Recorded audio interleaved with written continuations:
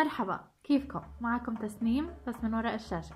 مثل ما مبين بعنوان الفيديو، اليوم رح نعمل جمعة مناسبة لأجواء الشتاء وعلى الطريقة التقليدية، وهالجمعة رح تكون حوالين منقل الشتاء.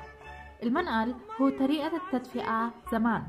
قبل ما يصير في عنا مدافئ كهرباء وغاز وكاز، كانوا زمان يستعملوا المنقل حتى يتدفوا، ويمكن عدد البيوت اللي بتشغل منقل بالشتاء هالأيام صار كتير قليل.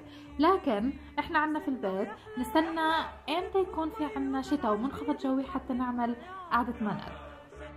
هلا رح نعبي المنقل دق. ما بعرف اذا في له اسم تاني، بس الاسم المتعارف عليه عنا هو الدق. الدق هو عبارة عن نوى الزيتون مكسر ومحروق وواصل لدرجة التفحم. بعد ما ينعصر الزيتون، النوى تبعه بتجمع وبتودى للأفران، وبتصير الأفران تستعمله في الخبيز، وبعد ما يحترق بالكامل برد بتجمع كمان مرة وبنباع كدق لعمل المناقل.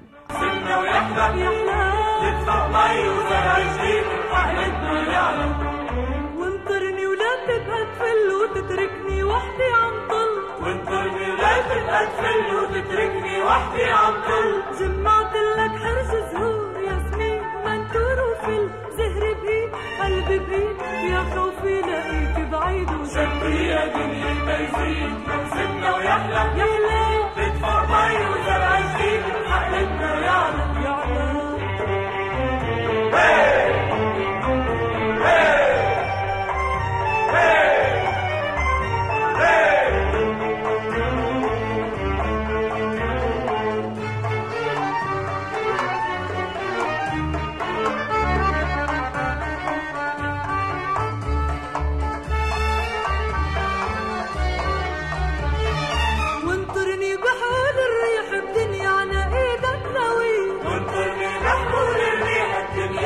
احنا عملنا كمان واحد حتى نعمل عليه الاكلات، لانه صراحة قعدة المنقل ما بتحلى الا بالاكلات، وهالاكلات تتحضر على المنقل نفسه.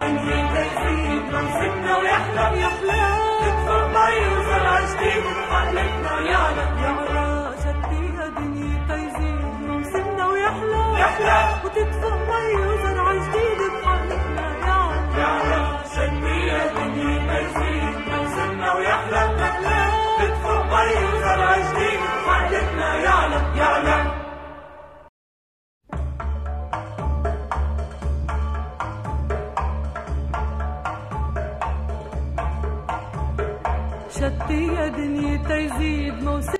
يعني هلا ممكن حدا فيكم يجي يقول انه الفيديو الماضي كنت عملتي لنا عن السعرات الحراريه، وهلا جايبتي لنا كل السعرات الحراريه وحطيتي لنا اياهم في هالفيديو، كيف زبطت معك؟ معك حق، لكن الفكره لما بدك تيجي تاكل مش انك تنحرم من الاكل، بالعكس انت من حقك تاكل وتاكل من كل شيء نفسك فيه، لكن السر في انك تعمل كنترول او تتحكم بالاكل اللي بتاكله.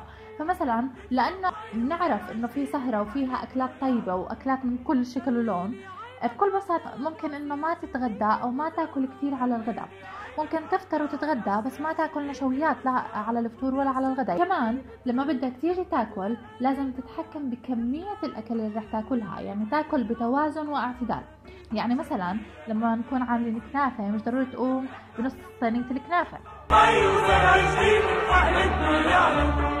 وانطرني ولا تبقى تفل وتتركني وحدي عم طل، وانطرني ولا تبقى تفل وتتركني وحدي عم طل. جمعتلك حرز زهور ياسمين ومنتور وفل، زهر بإيد قلبي بإيد. وعصيرة الكنافة قلت لكم انه ما في اذكى من الكنافة على المنقل. موسمنا ويحلى يحلى تدفع مي وزرع جديد، حقلتنا يعلى يعلى.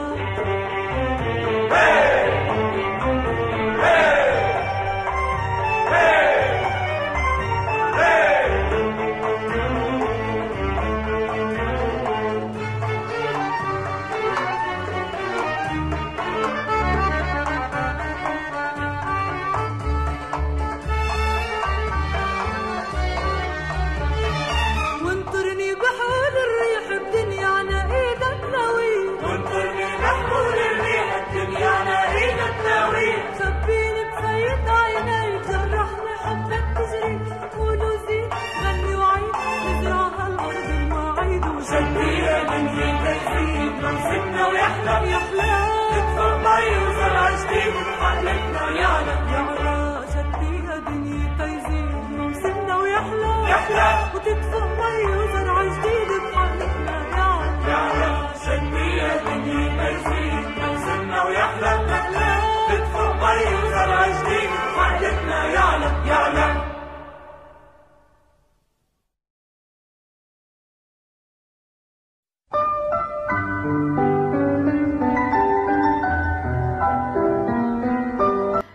منظرها عجبة بس والله كتير كتير كتير زاكية.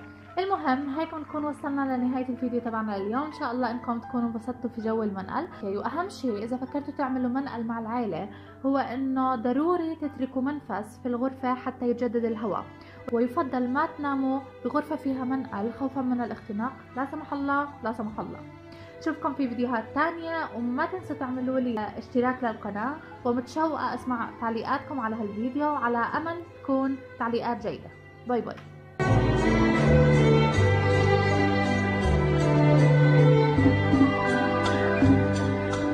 اتسكن في ناس عالمفرق